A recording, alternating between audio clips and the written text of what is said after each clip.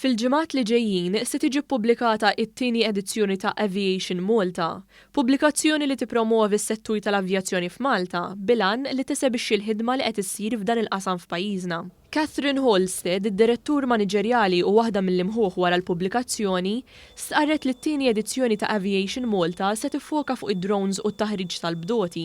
Holstead spjegat li bħalissa minn tal-inqas 3,000 persuna li jirċievu din il-pubblikazzjoni. It was put together to promote the aviation industry, not just the 9H register, but all the supporting industries around it, such as maintenance, repair and overhaul, training, even corporate service providers. So it's a really, really diverse industry.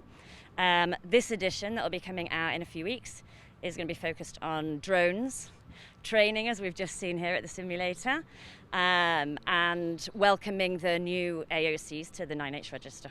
F'konferenza tal-aħbarijiet fil-binja ta' Simliner Malta li ta' kuljum tara numru ta' persuni jagħmlu użu mis-simulatur għat-taħriġ, il-Ministru Ian Boyd stenna li s-settur tal-avjazzjoni ħada qalema bħala minħabba l-pandemija. Iżda minkejja l-isfidi, il-Ministru sostna li għandna storja ta' suċċess x'nirrakkuntaw hekk kif Malta tibqa' destinazzjoni li tattira n-nies. Hija pubblikazzjoni li tiġbor fiha direttorat pjuttost vast, il-Gvern se jkompli għat is-support mhux biss lil min jieħu ħsieb din il-pubblikazzjoni ma' diversi industriji. Llum kellna hawnhekk l-opportunità niġu f'dan is-simulator ta' Avion Group fejn għandek taħriġ kontinu għaddej diversi piloti tal-linji tal-ajru differenti inkluż dik tal-linja nazzjonali.